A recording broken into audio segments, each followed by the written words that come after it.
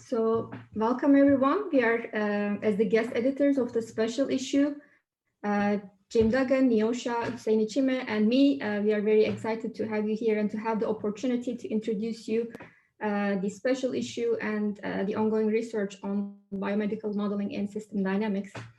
Our motivation was mainly to show the various potential applications of system dynamics to pressing health and medical issues that have increased substantially over the past decade, as you know. And recent advances in computing powers, calibration methods, and the huge increase in data availability also made it possible for us modelers to develop disaggregated models in addition to aggregate models. And it also created new opportunities for us to tackle complex medical issues. So let me maybe move to the next slide. Can you move to the next slide, please? I don't know. Okay.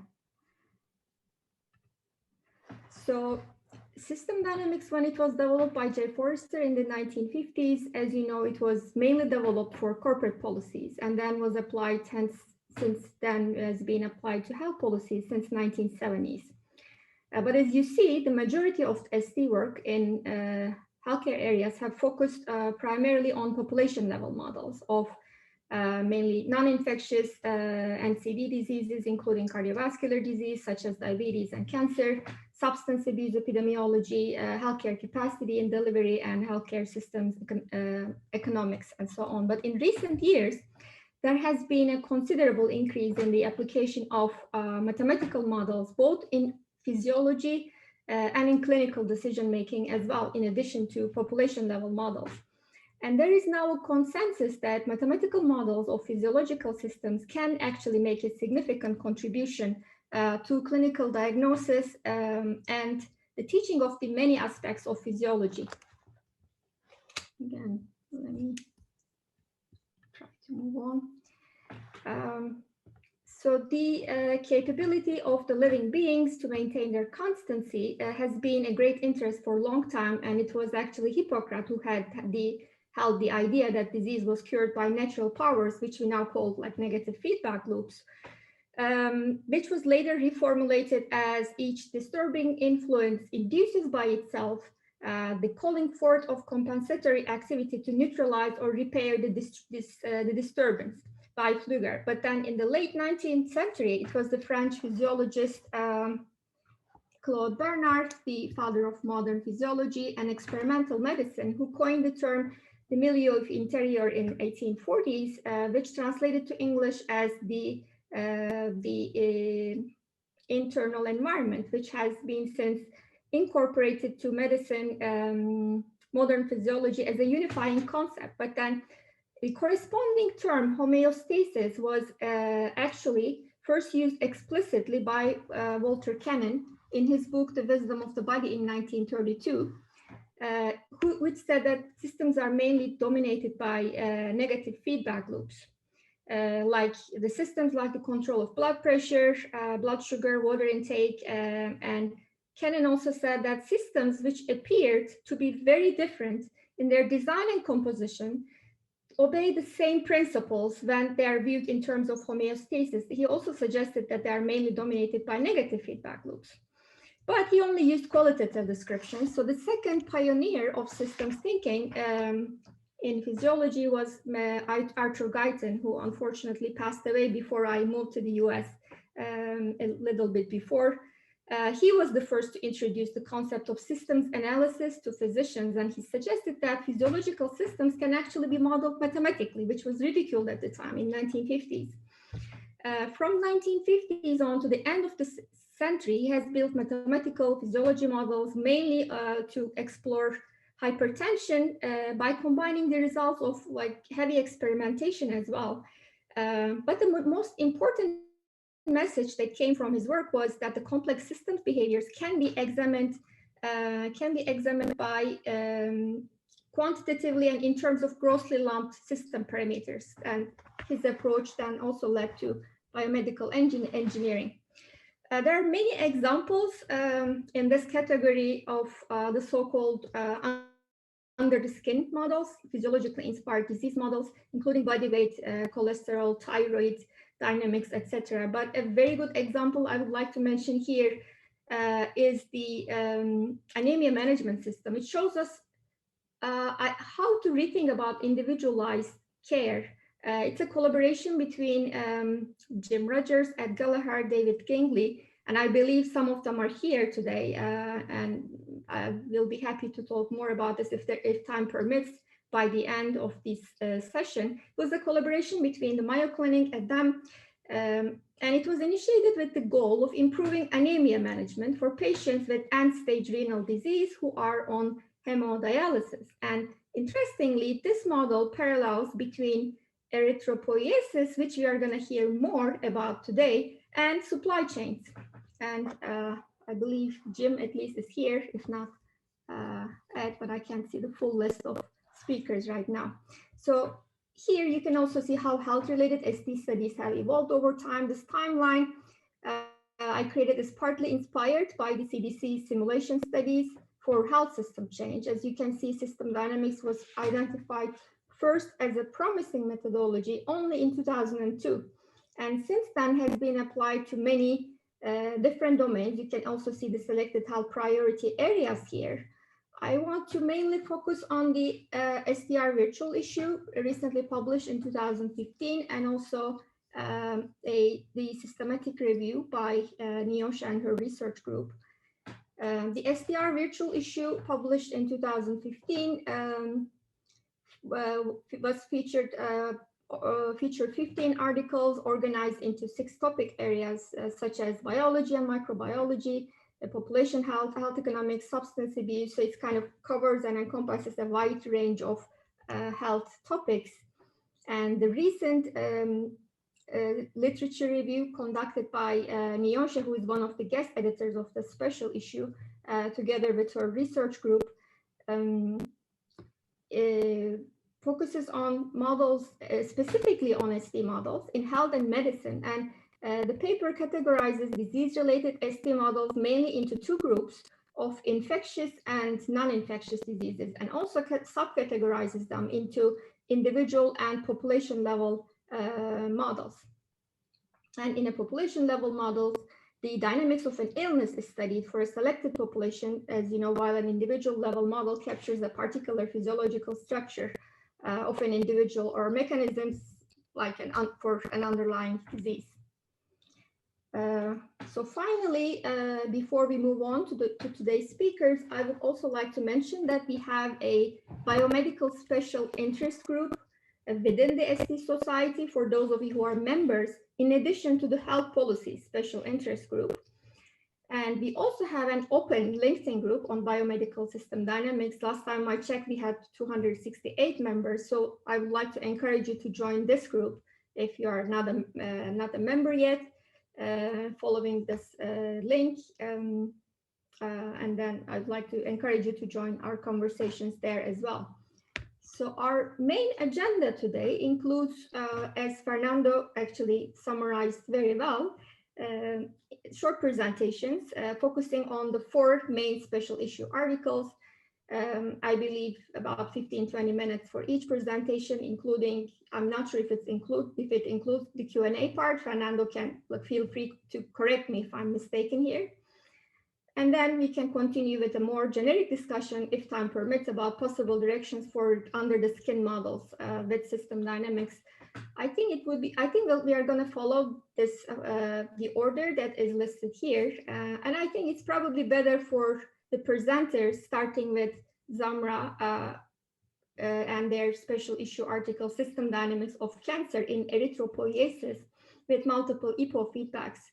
I think it would be better for them to introduce their work and themselves and kind of summarize it. So I think we can move on to the individual presentations. So thank you very much. I just wanted to summarize the current state of the art of physiological models and system dynamics briefly.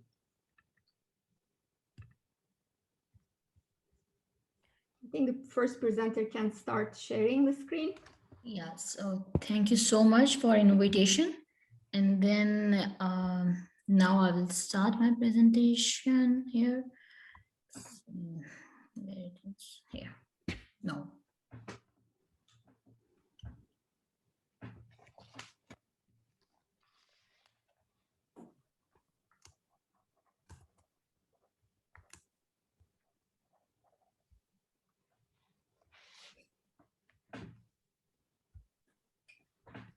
Oh, should I?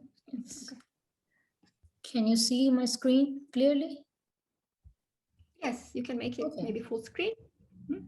So today I'm going to present an article which is published in Biomedical issue of STR seminar.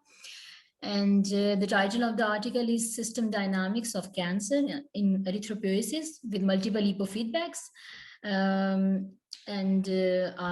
Right now I'm the speaker, and Martin Anderson and Johnny Teoteson were my supervisor in PhD, and they are also the co-author of this article. First, I would like to introduce you the important terms in which we can talk about. For example, what is erythropoiesis? So we can simply say that erythropoiesis is the production of red blood cells. Here you can see that there is a bone marrow and there is a blood. We have some special cells in the bone marrow, and we call them hematopoietic stem cells.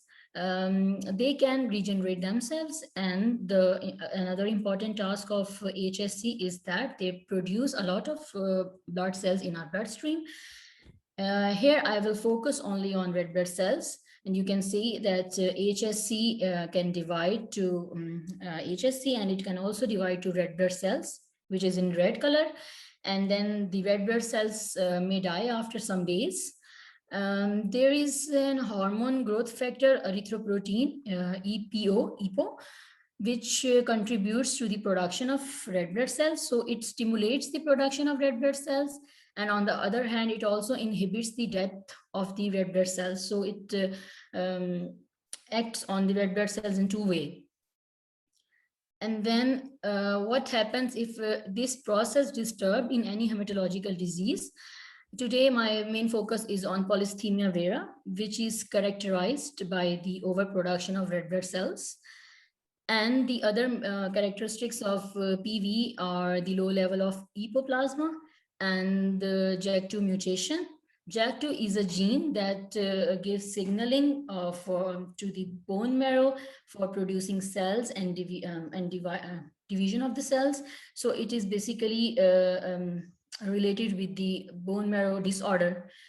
And I have taken the concept of erythropoiesis, which you see in the previous slide, and then converted it into stock flow diagram, which is in this slide.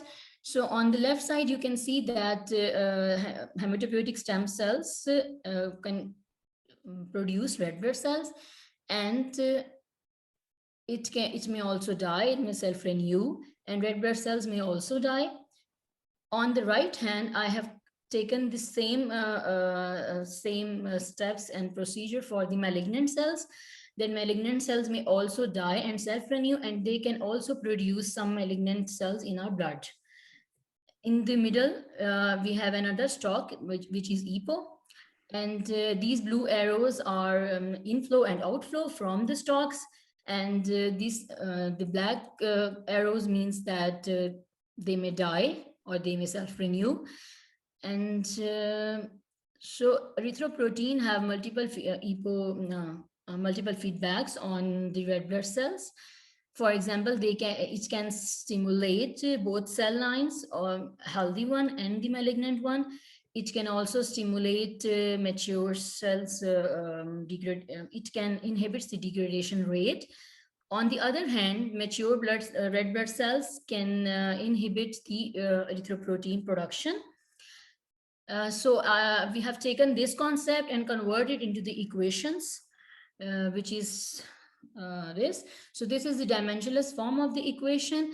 And here you can see the beauty of the system, that first two equations are really decoupled from the other three equations. And these two equations involve, show the stem cell compartments.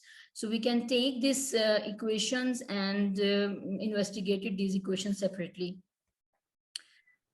So this is the special feature of our model, that 2D stem cell submodel can be decoupled.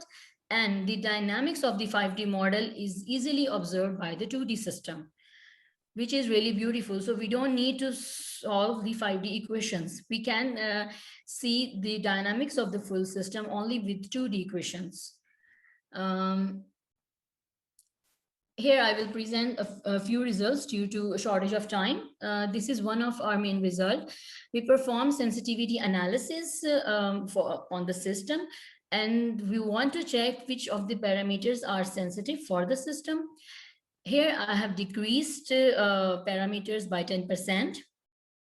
And then I have seen the effect of the switching the parameter values on the total red blood cell count and JAK2 VC JAK2 mutation. So the red blood cell counts are in blue bar, and the JAK2 the measurement of JAK2 is shown as red color.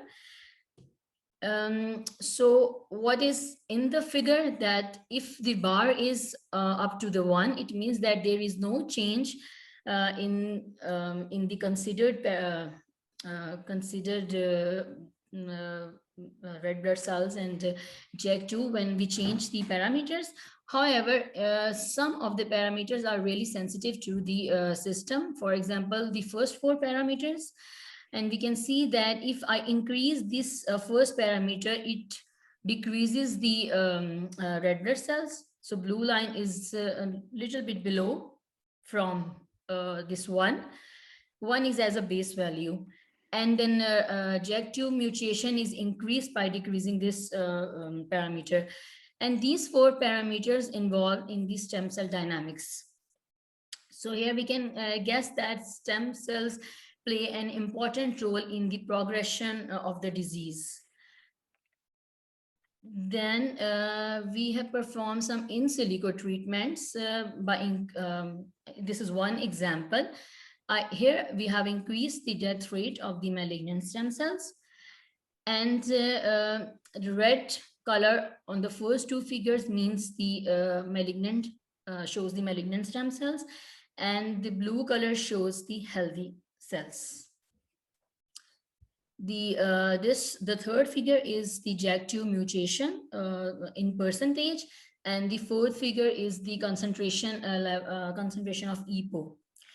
So right now patient is in the stage that he may have both kind of cells in the body, so there is a chance of a disease. After some time, I have increased the death rate of the malignant stem cells, which clearly affects the red curve, which means that the number of malignant stem cells coming down to the very low level. On the other hand, it has a positive effect on the healthy cells. That blue curve is going up and comes to another steady state level. So it means that if we have a treatment that affects the death rate of the malignant stem cells, then we have a good chance of prognosis. On the other, on this third figure, we can clearly see that this death rate also affects the JAK2 mutation. That before switching the death rate, the value of the JAK2 is around 90%. But when we increase the death rate, the JAK2 mutation comes to the lower value, around 30%. So it's also really, we can say that it's a good prognosis for the patients.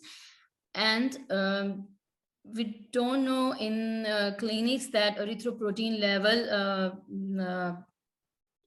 is high after some kind of treatment or not. We have only seen that hydroxia may affect the erythropoietin level. But in silico treatment, if we switch the death rate of the malignant cells, so it also affects the erythropoietin level, and erythropoietin level comes to another high steady state level.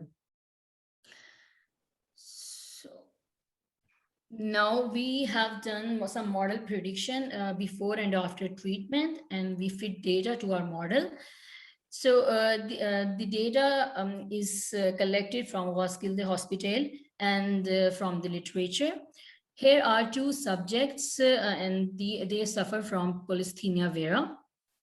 On the left-hand side, the black curve means that polycythemia vera progresses and red blood cells or erythrocytes increased.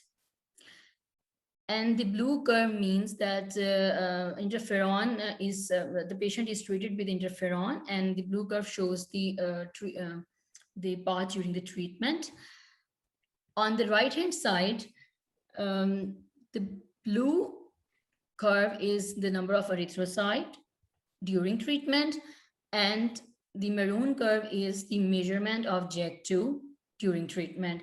So we have found a set of parameters that can predict the clinically observed dynamics before and during treatment.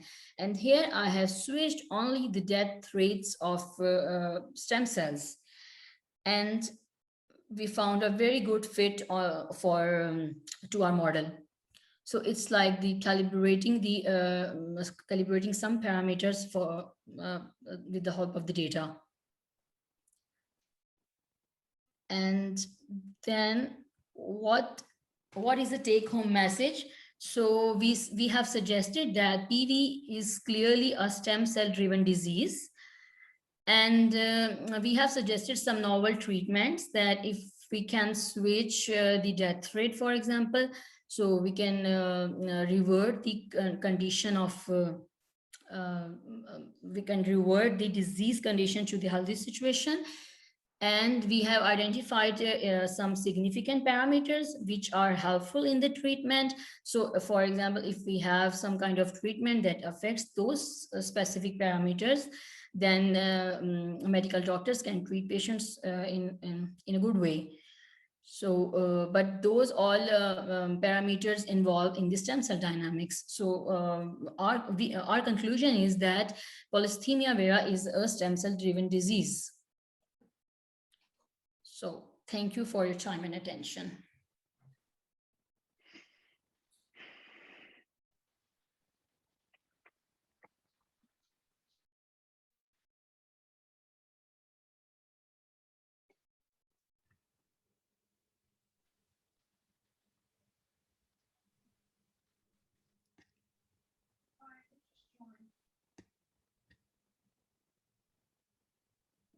Thank you very much, Samra. I guess we are going to follow with the second presentation. Yes. Take the questions at the end. Okay, thank you very much. My name is John, and I am presenting this work. And this is something that I did with one of my students. His name is Sean, who was not able to join us. And then with my research assistant, her name is Tessa Liu, who she's now with us on this, what we call it, seminar series. So I'm going to talk about a project we did, basically looking at the impact of aggressive diabetes and hypertension management on chronic diseases. And we are looking at it at a population level. So just for a very quick background, I'm trying to time myself so that I don't go beyond. So chronic disease is a prevalent non-communicable disease which has become more prevalent in the past 20 years. And one of the major consequences or adverse impact of CKD is end-stage renal diseases. And globally, we have a prevalence of around 13.4%. And according to the Global Burden of Diseases, they projected that the CKD has increased by 19.6%.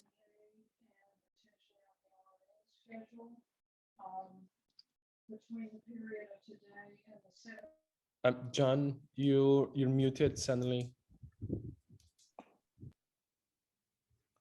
Can you unmute? Oh, yeah, great. Okay, sorry. Yeah.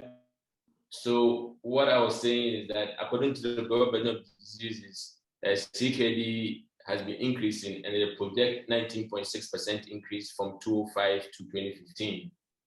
So for the purpose of this paper, what we are focusing on is CKD 3 to 5, because CKD starts from 1, 2 up to 5. And the focus of this paper is for CKD 3 to 5. which constitutes about 79.1% globally among CKD patients. So if you take all CKD patients, those who are within 3 to 5 constitute about 79%. So the main risk factors for CKD are diabetes, hypertension, and then CVD. And evidence shows that if we are able to adequately manage individuals with diabetes and hypertension, we are able to significantly reduce the incidence of all the adverse impact that is associated with CKD.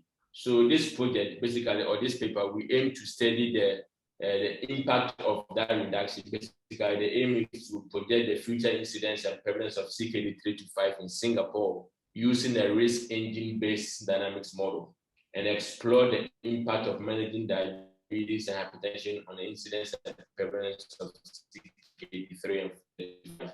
So why we are focusing on risk engine-based dynamics model, most of the SD models that we often use to project incidence and prevalence of CKD don't account for the risk factors that we have evidence to show that these risk factors in different combination will have different incidence of what we call individuals with that risk factor.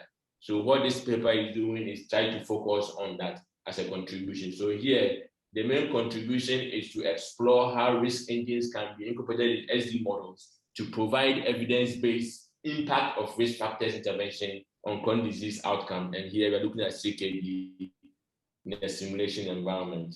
There are many risk engines out there. And for the paper, we use Framingham risk engine, but there are other risk engines like the UK-PDS and the pooled cohort equations that can also be used. But for this paper, we use the Framingham risk engine for the estimation. So the outcomes of interest are CKD events. We have CKD prevalence is one, and then CKD related death is one. These are the three outcomes that we focus on. So the model structure, our model consisted of three different submodels. The first submodel is a resident single population. The second submodel is a risk factor submodels, and the last one is a risk engine model. So for the resident population model, what we did is that we developed a population model that disaggregated the population by age 0 up to age 100, by gender, and then also by ethnicity. The reason why we did that is that we know from the risk engine that age, your ethnic group, and also the gender are risk factors for CKD. So the model was developed with this detail to help us be able to estimate the probability of developing CKD given your age, gender, and ethnicity.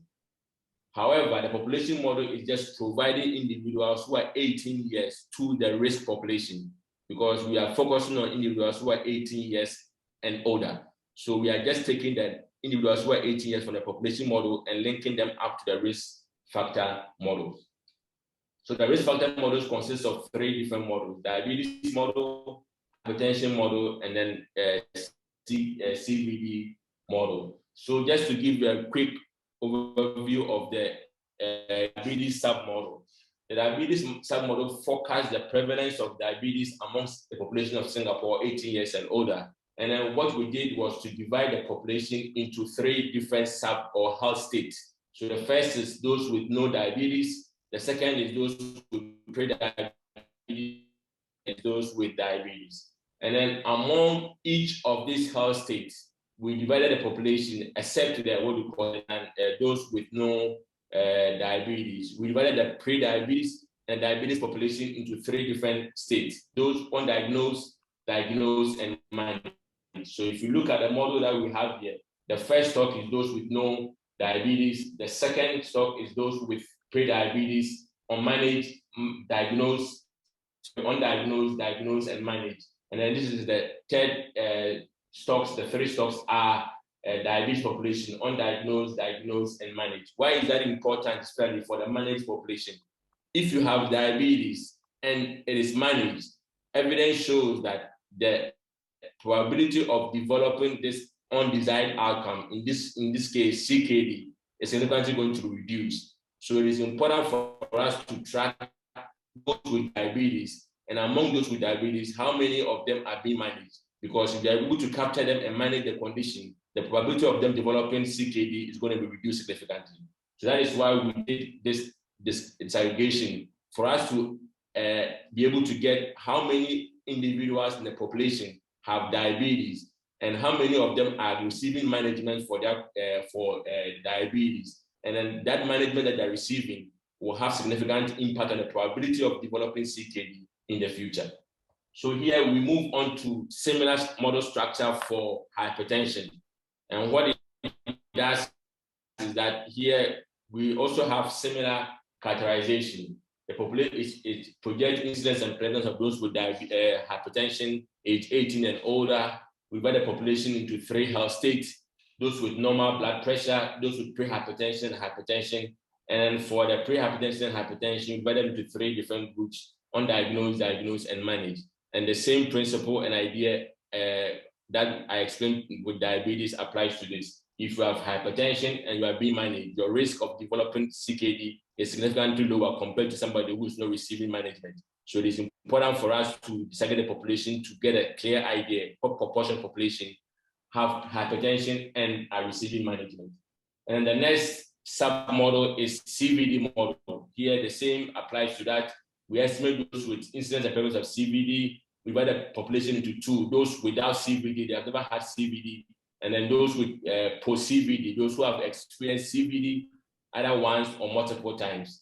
And then we did also by age, gender, and ethnicity. So for all the submodels, age, gender, and ethnicity is part of the model. So if you look at the models, you can see all this aging in it. So within each of this model, we have individuals who are 18 to 800, and they age over time. The population is not static. So every year, people are aging within each of the models. So you can easily account. If you go to this model, you will know the population, their age, and then whatever health state they are in.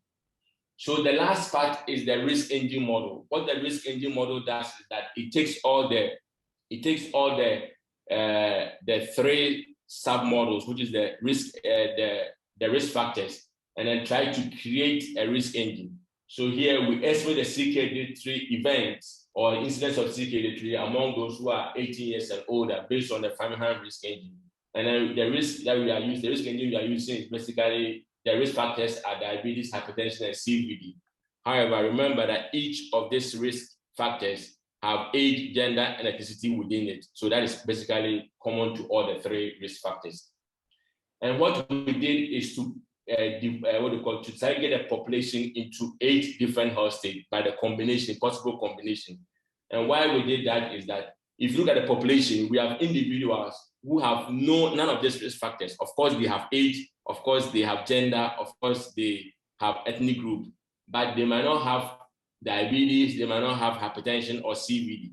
So we just are the individuals who are normal, they have none of the risk factors. What it means is that their risk is going to be different compared to somebody who have only diabetes. So we have those with none of the risk factors. We have those who have only diabetes, what is their risk? Those with only hypertension, what is their risk? Those with only CVD, and also the combination, diabetes, hypertension, diabetes, CVD, hypertension, CVD, and all the 3. So what it means is that the more risk factors you have, the higher your risk of developing CVD. And it's important for us to get a clear idea what the distribution of population among each of these 8 combinations, and how that will impact on the incidence of CVD. So this is basically the risk engine model that we developed. We have all the risks that I just described: diabetes, hypertension, CVD, gender, ethnicity, and what we call the age. And the numbers we use here are based on evidence from empirical studies in Singapore. So here we have what we call the probability of developing CKD, and within this is subscripted for all the 8 different combinations. And what we did here is to look at what proportion of individuals within each of these combinations are receiving treatment. So if you look at those with adjusted risk for CKD, diabetes only, we are looking at what proportion of diabetes patients are receiving treatment and how much will that reduce their risk. So this is the risk unadjusted based on any treatment. And this is the adjusted risk accounting for the proportion of individuals within that risk pool who are receiving treatment and how much will that impact on their risk. And this was done for all the 8 different health states that we come up with. And then this is what we did to estimate our incidence. And then we look for those with CKD 3, 4, and 5, and how they progress over time. And we did some simple policy tests. What we did is to look at basically base case scenario, improved diabetes management scenario, improved hypertension management scenario, and then a combined management scenario. Here, we are looking at aggressive interventions. So we are basically assuming that by 2050, about 90% of individuals with each of the risks that I just discussed are going to receive management. So if you look at the paper, you have the detailed description of the interventions and how it was implemented. So these are some of the results that we got from the simulation model among the diabetes population, what the predictions looks like in terms of hypertension, post-CVD population, and we have a full table in the manuscript with all the numbers. So I didn't want to really spend a lot of time talking about the numbers here. So let's go straight to some of the insights. So because of population aging and also because of the increase in population, we expect those with individuals with hypertension, diabetes, and CVD, post-CVD to increase over time. And then the CKD incidence and the population living with CKD and then CKD death are projected to also rise, which is basically something that is expected. So what we also found is that aggressive management of individuals with diabetes and hypertension significantly decreases CKD risk factors and basically all the other outcomes that we care about. However, hypertension management intervention has a higher impact on improving CKD outcomes in comparison with diabetes management. So what we found that if we intervene more in hypertension, we get much more benefit in terms of reduction in CKD compared to diabetes. However, of course, if we do a combined intervention, we are going to get much more better outcome compared to focusing on individual results, because nothing can be achieved in isolation. Combined intervention always gives us something better. So I think I'll stop here and then hopefully I'll get some questions. Thanks.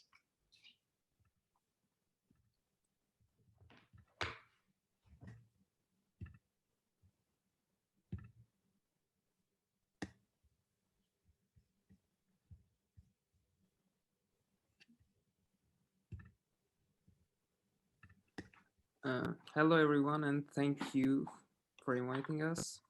In this presentation, we will briefly introducing our work, yet another study about cancer and blood cells, like the presentation Zamra made, Zamra Sajid. This is a joint work with my colleagues Orkun and Nas and our former advisor, then co-author Gönen Çuca. First, I will go over the problem and purpose of our study, what chemotherapy-induced neutropenia is. Chemotherapy, as you all might know, is the drug treatment of cancer that comes with very adverse effects. As its working mechanism, it targets cancer cells by non-selectively attacking fast-dividing cells. Among these fast dividers are bone marrow stem cells that produce blood cells. Neutrophils, the centerpiece of our study, are one type of white blood cells that play an important role in the immune system, acting as the first line of defense. So when chemotherapy damages stem cells, it also disrupts the neutrophil production. Low level of neutrophils caused by chemotherapy is called chemotherapy-induced neutropenia, short for CIN, and often results in higher risks of infections, mortality, and interruption of chemotherapy. To improve this condition and continue chemo, a stimulating factor called granulocyte colony stimulating factor, or GCSF, is used as a supplement to boost the neutrophil production. The co-administration of GCSF and chemotherapy must be carefully planned in terms of timing and dosage, since a wrong planning of the treatment can easily disrupt vital balances. Here, as a simple reference mode, when the treatment is managed well, like the blue line, the patient's neutrophil level stays above the critical neutrophil limit and does not pose further risks. In an undesirable scenario, the purple line, the patient spends a considerable amount under the neutropenic state, and the immunity of the patient, as well as the continuity of the treatment, is compromised.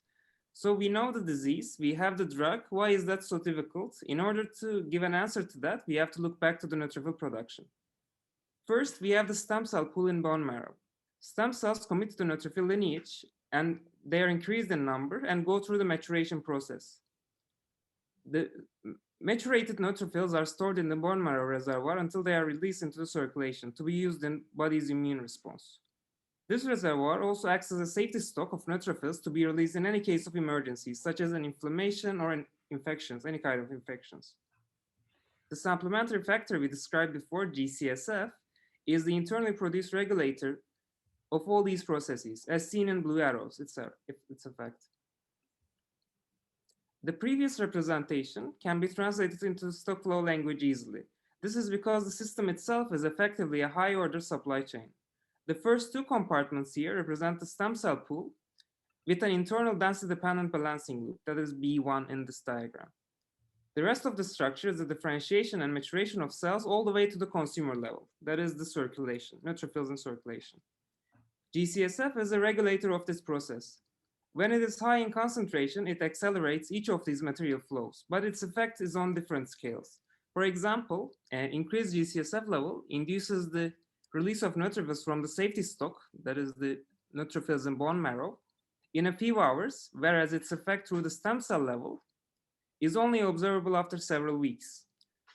Death of neutrophils closes all these 5 loops by sending a negative feedback signal to the internal GCSF production via chemical pathways. So we have 6 balancing loops in total. The internal regulation here is very strong and can fix regular disruptions easily. But chemotherapy, as mentioned before, hits the earlier stages of this chain intensively.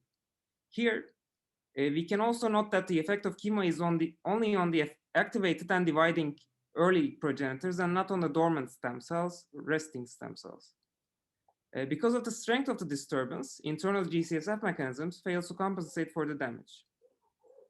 That's where exogenous supplementation of GCSF enters the scene as a remedy to stimulate 5 of these feedback loops from B2 to B6. However, due to various material and information delays in the structure, GCSF treatment proves to be a difficult dynamic management task. Clinical practice often resorts to some standardized protocols, which we will be showing you soon, or trial and error procedures, which usually underperforms and fail to prevent neutropenia. So in order to succeed in this dynamic control task, it's necessary to have an accurate understanding of the drivers working behind. We believe that a causal descriptive system dynamics model like the one we built is easy to communicate and comprehend, which is an important step in this line of research. And our objective with this research is to identify key trade-offs and derive practical insights for the condition of chemotherapy-induced neutropenia to be used in the development of effective treatment protocols. So after building the model in parameterization, we took most of the parameters from the current literature on chemotherapy-induced neutropenia. Some of the parameters are calculated through the equilibrium conditions for the homeostatic state. That is traffic balance equations from both sides. Remaining few ones are calibrated so that the model will mimic the behavior in the pharmacologic studies of chemotherapy and GCSF. We reported all the model parameters and their references along with model equations in the article and the supplementary materials, which you can check in Wiley's online website. We carried out validation in 2 parts. First the structural and then the behavioral. Here we see the model's GCSF pharmacodynamic response compared with the real data from literature. Behavior is consistent in terms of timing and magnitude of the peaks, and as well as the clearance of the effect over the time horizon. Then we ran extensive sensitivity analysis to test the model's sensitivity to various model parameters and graphical effect functions. For one at a time changes in neutrophil production and GCSF regulation parameters, we see that circulating neutrophil levels are mostly robust. In response to parameter changes, only the stocks that are directly associated with the modified parameter, that is the flow or either the stock with the link to the parameter, show some behavioral change. But these changes do not propagate along the production chain. We would accept such robustness due to strong regulation of balancing loops we have seen before in the figure, the causal loop diagram. All the graphical functions we used in our model are also included in the appendix with their references. The sensitivity results are given as a separate electronic supplementary file, similarly on Wiley Online Library. Now our results with Orkun.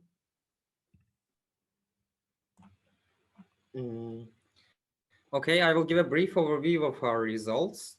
Well, mainly we carried out our analysis by simulating different treatment protocols, but rather than focusing on finding an optimal policy, we concentrated on identifying the main drivers behind the system and understand how they work. As a benchmark, we used CHOP chemotherapy. Let me check the pointer.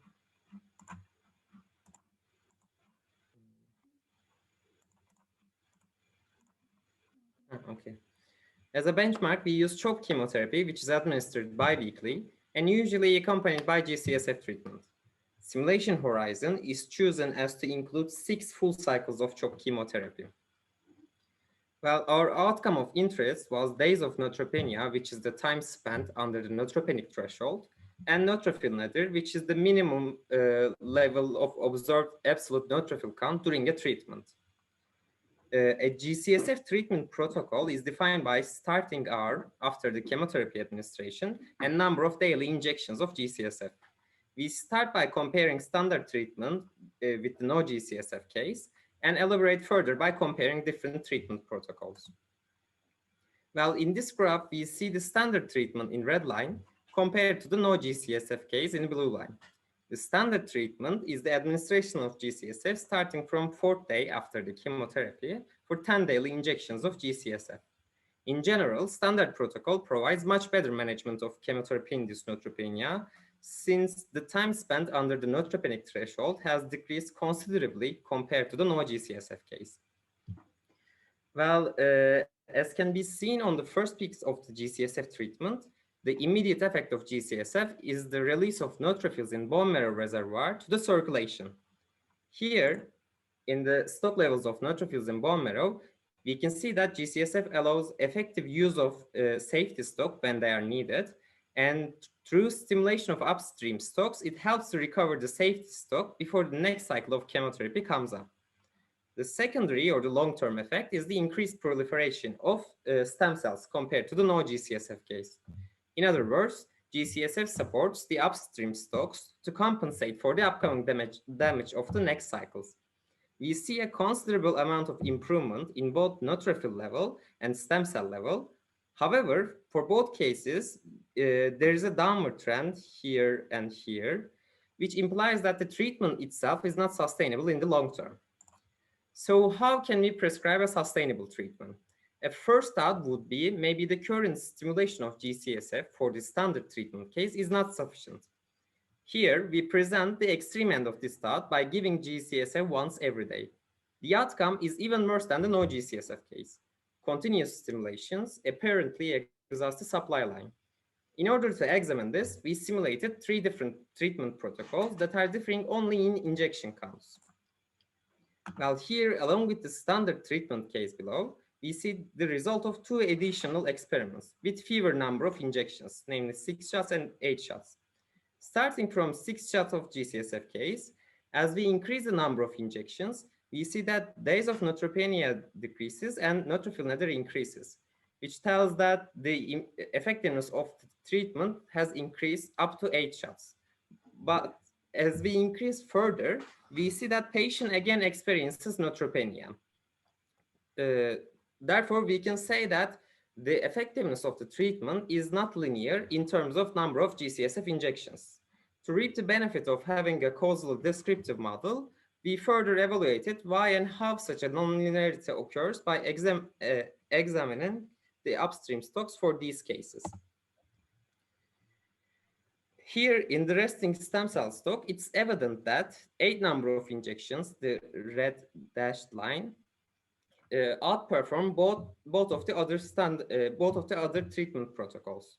For the upcoming cycles, the gap between the 8-shot case and the others even more observable. But how such a discrepancy occurs?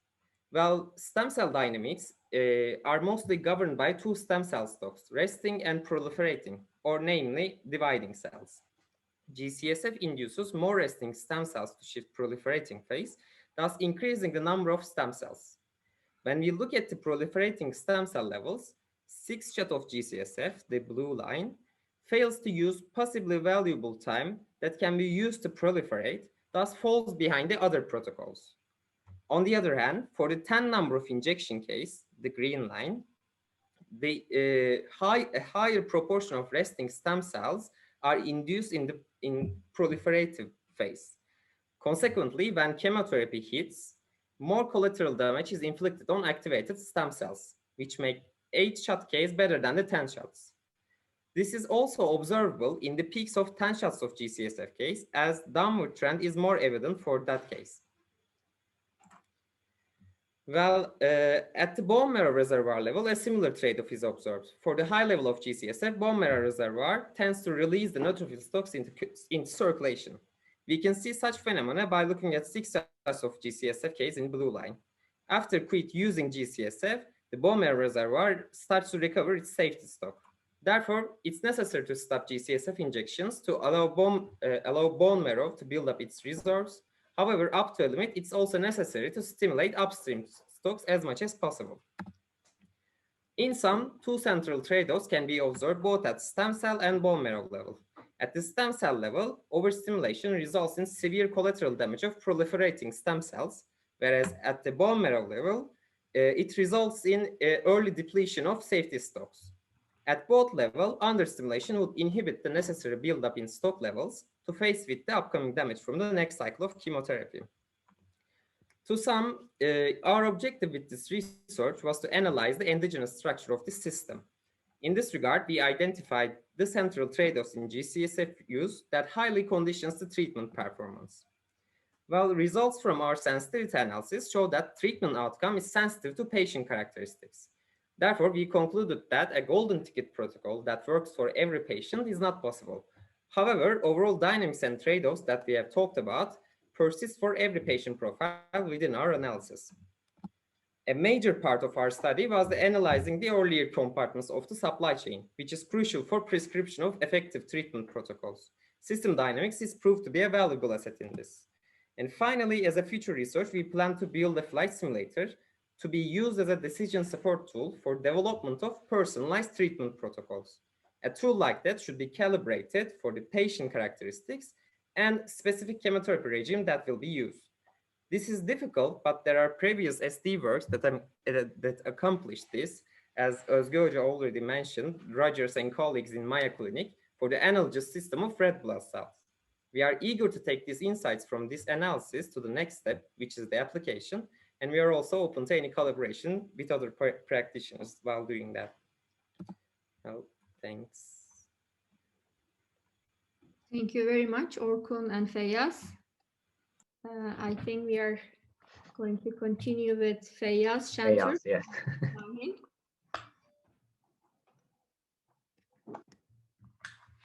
Okay, can you all see it? Yes, First we of can see it. Thanks for the invite. Our article is titled Modeling the Pharmacodynamics of Non-Drolone Doping Drug and Implications for Anti-Doping Testing. As mentioned, my name is Feyyaz. My co-authors are Özge Şahin, Yaman Barlas, and Hakan Yaşarcan. And this is my outline. I'll start with a problem introduction, research purpose, model description, validation, analysis, results and conclusion, and future work. Let's start with the introduction. First, performance-enhancing drugs have been around since ancient times. Systematic drug synthesis began with the synthesis of testosterone in the 1930s. And World Anti-Doping Agency is established to combat PED usage in 1999. And as we all see in the news, there's a constant battle between PED users and WADA. Currently, there are no perfect anti-doping tests. There can be two errors in an anti-doping test. First one is a false positive, signaling doping for an athlete who did not use a banned drug. And second one is a false negative, failing to signal doping for an athlete who actually used a banned drug. And let's come to our drug in question, nandrolone. Nandrolone is an anabolic steroid, which is a copy of testosterone. It is highly used for its potent muscle building property. And it is converted into its two main metabolites, 19NA and 19NE, which I will say a lot in this presentation in body. And it can be detected in urine for up to 6 months. And in our problem, we are focusing on male or female athletes who are not pregnant and who does not use norepinephrine. And now how the detection for the nandrolone process happens. First of all, it checks for 19NA in urine. If it is less than 2.5 nanograms per milliliter, the sample is classified as no prohibited substance detected. And if it is between 2.5 and 15 nanograms per milliliter, there is a further analysis required, which decides on the origin of this 19NA. And if it is considered as exogenous, the sample is classified as adverse analytical finding, and the athlete is accused with doping usage. And if it is endogenous or inconclusive, then a further check is required, which checks for the ratio of 19Na to 19Ne. And if it is less than 3, the sample is again classified as no prohibited substance detected. And if it is more than 3, substance is classified as atypical finding, and the athlete is flagged for further investigation. And if it is more than 15, the athlete is accused with doping usage. Now we come to our second drug in question, which is finasteride. It is mainly used for prevention of male baldness and prostate growth.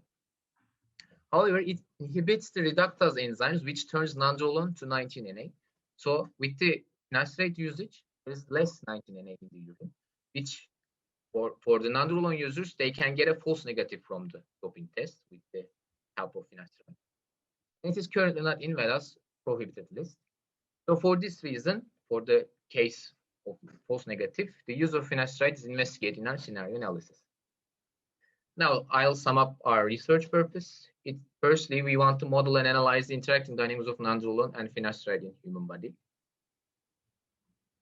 And with using this model, we want to analyze different false negative scenarios by simulation experiments. And based on these scenarios, we want to make some suggestions to World Anti-Doping Agency. Now, this is our model. It starts here. I'll go briefly. It starts here with the nandrolone injection. Then nandrolone is converted into its metabolites Na and Ne here. Then the metabolites are removed from the body by urination. And here the concentration of Na and Ne is calculated in the urine. This is the finasteride part here. And where the finasteride is intake through this flow, it is metabolized and it is eliminated.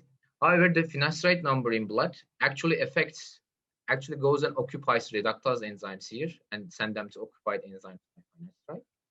And then these occupied enzymes are subject to a third order delay here, where they remove finasteride from themselves. And the number of reductase enzymes actually affect the conversion ratio of nandrolone to its main metabolite Na here. The less as reductase enzyme goes down, its conversion rate into Na goes down and its conversion rate into Ne goes up. And this feedback loop diagram shows the major feedback loops generating the strongly nonlinear and extreme long-tailed nandrolone pharmacodynamics, which I will show in the next slides. As nandrolone dose in the body goes down, its absorption delay actually goes up, which in turn lowers its conversion rates into Na and Ne here. Since these rates are the outflows of nandrolone in body, as the amount of nandrolone decreases, its decrease rate actually goes down, generating again a highly nonlinear extreme long-tail dynamics. These loops cause nandrolone to be detected for up to 6 months. Now this is I'll go with the model validation part. First one is the equilibrium run. This run is made with no nandrolone injection or finasteride intake. And as you can see, the urinary concentrations of 19Na and Ne are at their endogenous equilibrium levels. Then we've done another run with this equilibrium run. So with this, in this run, again, no injection of nandrolone or finasteride, and with no endogenous 19Na or 19Ne. And as you can see, model quickly approaches to its equilibrium endogenous levels here. Now, this is our important validation part. In this simulation, we start with the injection of 150 milligrams of nandrolone into the body. The points are the real data, and the line is the model-generated data. As you can see, there is a quick peak at around 5 days, then a quick decrease, then this decrease actually goes down. And as you can see, there is a highly nonlinear, extremely long-tailed dynamic here because of that feedback loop I was talking about. And based on this simulation analysis, we can say that our model behaves according to real data. There is another data that we use to calibrate our model. It goes to 60 days here. And as you can see, again, a peak at around 5 days, then a sharp decrease, then this decrease actually slows down. And again, we close the model-generated dynamics closely follow the real data here. And finally, we made a validation experiment with the finasteride usage. On top of the injection of 150 milligrams of nandrolone, we also had an intake of 5 milligrams of finasteride here. And without finasteride, as you can see, the Na level peaks. But with finasteride, since the reductase enzymes are occupied now, the Na level actually suppressed here. And it takes around 10 days for it to go back to its normal without finasteride phase. And since Na levels are suppressed, Ne levels actually increase here with the usage of finasteride. And the ratio of 19Na to 19Ne goes down with the usage of finasteride here. Now, after all of these, we come to our scenario analysis with one-time finasteride usage. The scenario starts with the injection of, again, 150 milligrams of nandrolone. And there is a competition 135 days after the injection here. And we take 1 pill of 5 milligrams of finasteride 4 days before the competition here. And without finasteride, normally this athlete would be flagged as an atypical finding and would be put under close investigation since 19Na and the ratio are above their thresholds without finasteride. However, with finasteride, as you can see, 19Na concentrations and the ratio drop below their threshold levels during the competition. And the athlete will be flagged as clear, so a doping user actually cheated the test here. And we say that there is possibility of cheating the doping test. Another important thing is that with the finasteride usage, there is an, after its suppression effect subsides, there is an increase in 19Na and the ratio. There is an unnatural increase in the 19Na and 19Ne ratio and the ratio. Normally, we would expect these values to be near constants in the human body. So we suggest frequent sampling after competition day to catch this unnaturally increasing trend. Even if the levels are below their threshold values, this can flag an athlete for nandrolone usage. And secondly, we've done another scenario analysis with regular finasteride usage. Normally, regular usage of finasteride for masking purposes is not recommended since it's a drug with a high, severe side effects. However, for experimentation's sake, we've done a scenario here. There's an intake of 5 milligrams of finasteride daily for 4 days. And 19Na concentration drop is not as potent as expected since the inhibition effect of finasteride saturates since there are limited reductase enzymes to be inhibited by finasteride. Again, there is a possibility of cheating the doping test. And another important thing is that with the regular usage, this increase is actually delayed further. So the timeline for the frequent testing should be selected carefully here. Now, based on all of this, let's sum up. With careful timing, doping users can cheat anti-doping tests. And finasteride not only lowers 19Na concentrations, but it also lowers 19Na to 19Ne ratio, a complementary measure. And 19Na and the ratio are normally about constant. They only increase if finasteride is recently taken. And based on this, we suggest that WADA could take more frequent urine sample in test days and pay attention to the behavior of 19Na and the ratio. And our second scenario shows that with repetitive intake of finasteride, the increase in 19Na and the ratio can be delayed even further. For this reason, based on our scenarios, this can change. The testing should continue for up to 5 days after the competition to catch this unnatural increase. And during our literature reviews, we couldn't find any threshold for 19Na, so we suggest that maybe a threshold for it can be established. And based on our scenario, we suggest frequent sampling on competition days. And this study illustrates how system dynamics modeling can be utilized for anti-doping efforts. In the best of our knowledge, modeling doping drugs and analysis of doping tests is not published in system dynamics literature. For this reason, our study presents a new application area of system dynamics modeling. And for future work, we say that our parameters can be calibrated more precisely with new studies. False positive test cases can be added to the model, such as increased endogenous nandrolone formation due to pregnancy or heavy exercise. And model can be modified to account for other similar anabolic studies, which there are plenty of. And thank you for listening.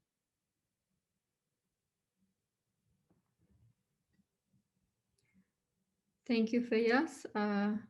Fernando, I think it would be great if you can also, I'm new to this Q&A session. Yeah, thank you, Oscar. Thank you, all the authors. I'll be sharing my screen and go. Oh, yeah.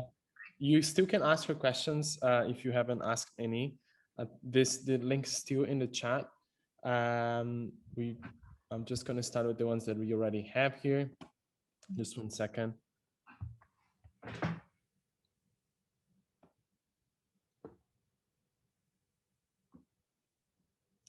So the most popular question here that we have on screen is this one asking. I think you or other authors can also answer for this one, and is what are the main challenges in spreading the use of biomedical system dynamics?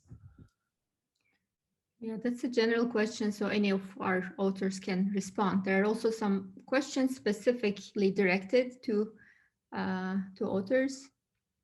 Maybe we can start from one of those and then come back to the generic questions about that. Sure. Do you want to start with this one? Archon and Sensor can reply to this one. Yeah, sure. Can you read the question first before you sure. answer? Thank you. Which critical data elements should one collect to gather further insight into model behavior? Were you able to collect medical data to calibrate your model? If not, what are the main drawbacks with respect to your conclusions? So no, we had to use the existing data in the literature for our model calibration. But of course, we had some problems with that. First of all, the data was not that transparent. It was like points in a graph. They didn't just report all of them. What we actually needed was continuous or at least a short DT, time-dependent neutrophil counts for individuals with different characteristics. I mean their neutrophil response to a single GCSF shot for 40 hours, for example. Of course, GCSF does not have negative effects for a single shot, so this would not put subjects in danger. Just saying.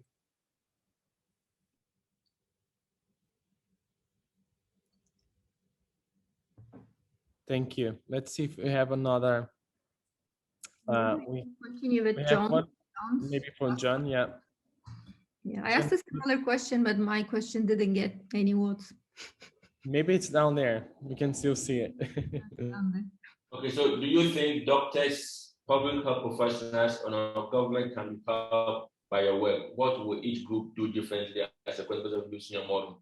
Okay, so this, just to give you a big background about this model, this is something that was basically an offshoot from a project we did in Cambodia that was financed by Novartis and then World Health Organization, WHO. And we did that project for Ministry of Health in Cambodia. And then when I was building the model, I was testing the risk engine that I developed. So I worked with my student to produce this paper. And currently we are working with the Ministry of Health in Singapore to reproduce similar model for Singapore and to look at the impact of managing diabetes and hypertension on a list of chronic condition outcome, basically CVD,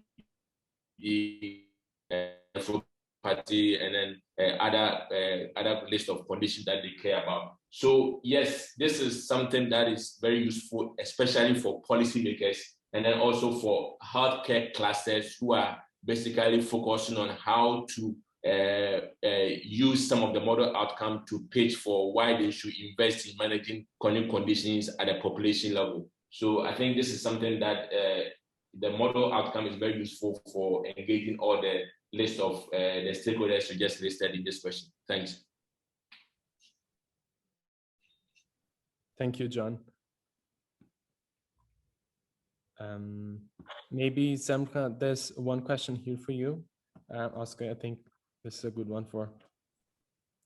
Sure. And whoever asked the question can also, feel free to jump in and follow up with your question, or anybody else.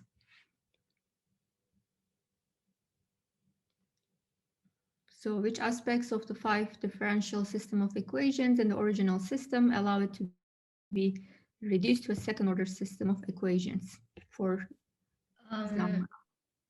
Yeah, that's a very good question.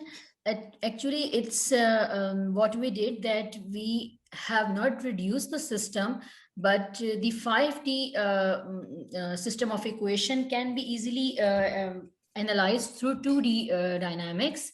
It's like if you see the system of equations, then you can see that x0 and y0, these two stalks are really not involved in any other equation. So these 2D system is decoupled from the other 3 equations. And that's why it can be analyzed easily in a separate way.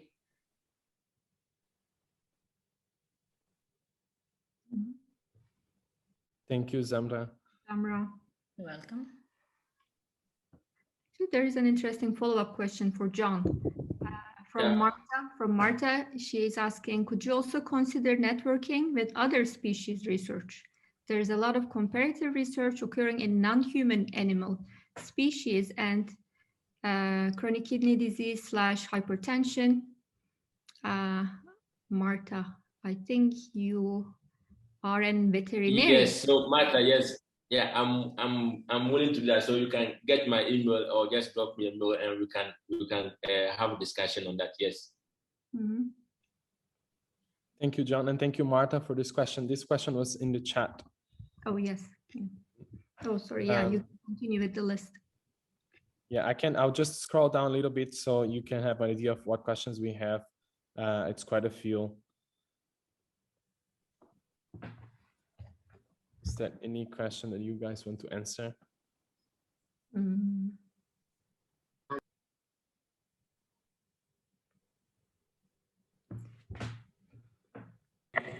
While you are looking at the question, I can answer the first question based on my experience. I think one of the challenges is data, especially when you are modeling brain factors. I got a great data set from Pfizer to model the relationship between HPA axis and in our immune system. And the data, I think, were collected for a statistician. One of the factors was collected in 1 month. The other one was collected 2 months after the first collection. So I couldn't use that for calibrating my dynamic model. That is one of the challenges that I faced in one of my projects. So Nyosha, did they share with you the raw data or did they process it first before sharing it? No, I have the clinical data from Pfizer and it was de-identified, but the collection of data happened far from each other, so I couldn't use that to calibrate my model. It was very useful for a statistician that look at the correlation between these factors, and they published multiple papers based on that, but it wasn't useful for calibrating a dynamic model because you know, each factor was collected at very far away from each other. 2 months, the span of time was 2 months, so I couldn't use that for calibration. Yeah, that's a very good point. Maybe, Oski, I'd love to hear a little bit of your opinion on this question, as you have pulling together this special issue of the System Dynamics Review and talking to different authors in different research. Maybe you could talk a little bit of your experience on this. Yeah, so I experienced and have been experiencing similar issues. Right now, I'm, for example, trying to kind of obtain data from Turkish Ministry of Health on their cancer data. And it's, as Nyosha said, the data is not always collected the way we would like to use in the model. And we are still dealing with the issue and how to solve the issue because you usually have to deal with whatever you have, right? I mean, those are like national representative data sets. And if you are talking about national representative data sets, they are collected the way they are collected. And then there are some other questions, like during the PhD, I looked at prostate cancer dynamics and cancer screening, over-screening, under-screening, etc. dynamics. And by then, you come up with those variables in your model for which data is not collected at all. I think that was the biggest problem during when I was working on that model. So what you do is you encourage the scientific community to collect data on those variables that people usually don't look at all. And those are usually endogenous to the system, which are normally in other type of simulation models, they are modeled exogenously. They are taken as constants, which we know that they are not. So I think it kind of requires a shift in understanding, and we should somehow communicate it to policymakers and encourage collection of data also for those variables for which data is not collected. For example, an example would be percentage of men with male US male portion with false positive, for example. So that's not even considered at all, or the actual threshold for recommended starting age, etc. Those are not variables that are collected in any data set. I don't know if anyone would like to add more. I mean, we have very experienced modelers here, Ed, Jim, and let me see there. Would you like? Feel free to unmute yourself and join the conversation. Yeah, you can just unmute yourselves and just contribute. We have Yaman, MJ. Yeah, this is Ed Gallagher. I would like to second the comments about the lack of data. I think the problem in terms of altering our perception or the way we're thinking about any of these problems is you have to start with a systems thought process in order to design experiments that highlight the data that you need to do modeling. And so if with the vast proportion of people that don't have that perspective, you wouldn't expect them to do or even understand why you need those kinds of data. So it's kind of a chicken and egg problem here, getting people to do experiments to provide data that they don't understand why those data are needed. So we're moving in that direction. It's getting, these are great examples.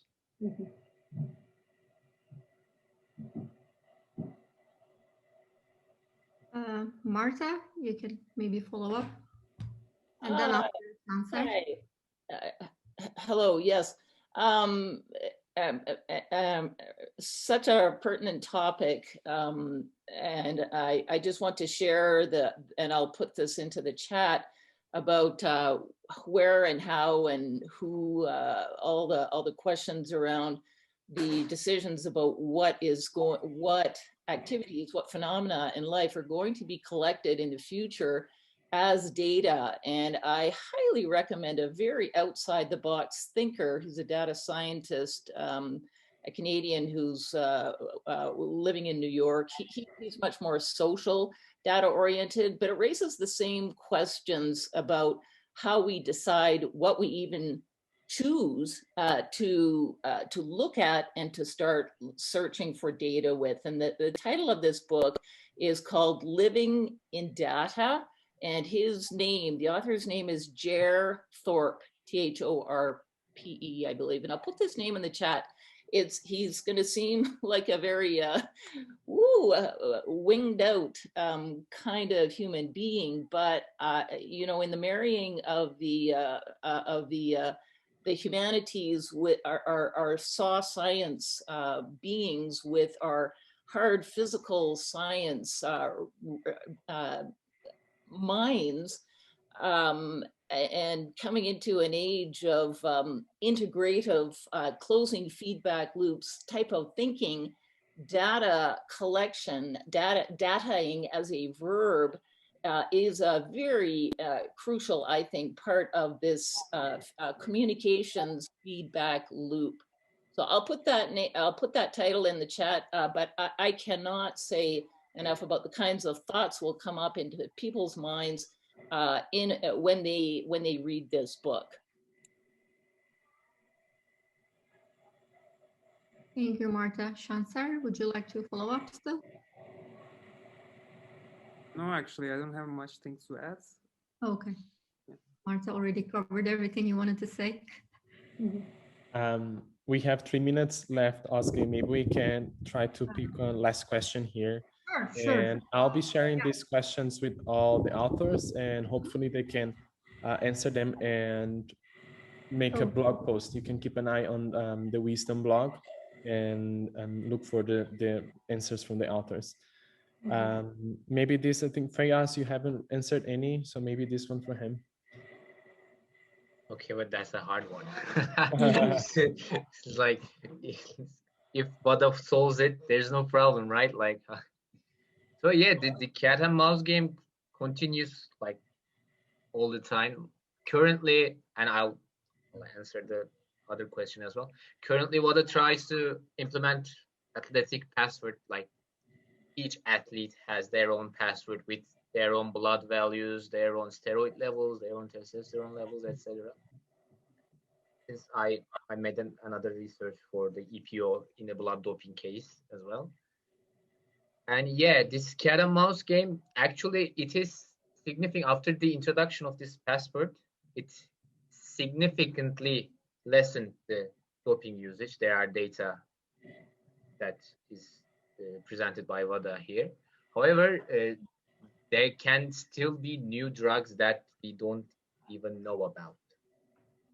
And that's the main issue. Like a new drug is discovered, it is used and used. Then after some time, WADA gets a hold of this drug. Oh yeah, that's a doping drug. We should ban it. That sort of thing. Like, so I think this is a hard game to solve, and I think password is a step in the right direction. But ultimately, I don't know how this can be solved completely. Feyyaz, can I ask maybe a clarifying question? So the way you told your story is as if the whole process of anti-doping is totally arbitrary, being done arbitrary as of now at present by this agency. And then you are suggesting a decrease or increase in the threshold for this substance 19-NE. So what is the current threshold and what is the current process? These are the current processes for non-Rolo. Like the processes I talked about are current. I was talking about the passport is mainly for blood doping issues like blood values and such. And they are trying to implement this for the steroid usage as well, but there is no currently widespread use of this steroid. How much improvement do you think your kind of the kind of models you are building would improve the current process? Yeah, I think There's so much uncertainty in the system. Yeah, the main problem I think we saw with our authors as well, like they are all based on point predictions and point data. Like if it is below the threshold, yes, it is clear. If it is above, no, it's not clear. However, with the implementation of this kind of models, we can actually track it through the time, how these different variables behave. And maybe there can be dynamic thresholds or dynamic trends that can be checked. Maybe this can be useful. Our model can be useful like this. And I want to say this is like a proof of concept, and like this can be further. This is just an example of how ST modeling can be used for anti-doping purposes. Thank you so much, Feyyaz. Oscar, do you have any final considerations before I wrap up? Neosha, would you like to continue any final considerations? No, thank you so much for participating, and please read the special issue, and the information of corresponding authors are listed there. So you can, if you have any question, you can ask them later. Thank you. And thanks for sharing the name of that book. Thank you, Martha. Well, thank you all. Thank you, Oscar. Thank you, Neosha. Thank you all the authors to joining us. I just want to remind you guys about this upcoming seminar next week already. And then I can tell you this is firsthand to save the date. Webinar is coming up on July 7th on system dynamics and climate change. And I would just like also to ask you guys to give us feedback. You will receive an email with a link to give us feedback. I think Majid is also putting in the chat the link to give us feedback. And I really hope that you guys learned not only new tongue twisters like I did today, but also how the high quality of the research being published in the System Dynamics Review. You can learn more about how to publish in the System Dynamics Review in our website. I think I have a quick link here to share with you guys. So you can head over to our website, read how to publish in our scientific journal here in the chat. So there's some information there, and also read the system dynamics review. And that's all for me. I really hope to see you all guys, all you guys there on next week at same time, 16th of June, 11 a.m. New York, 4 p.m. in London time, and 11 p.m. Beijing time. And really hope to see you guys there. Rebecca, do you have anything to say? No, I would just like to thank everyone for coming and give a special shout out to Ozga Karenfil for setting this up. It was a heavy lift getting all of these great papers shepherded together, but I think it was really nice to see them all in this short format. So really appreciate that. And just want to let you know that the conference is ready to go. We've got a really great lineup there, including some fantastic plenary folks. So we hope you'll join us there, as well as in some more of these seminars as they come up. Thanks, everyone. Thank you all. Thank you. Bye-bye.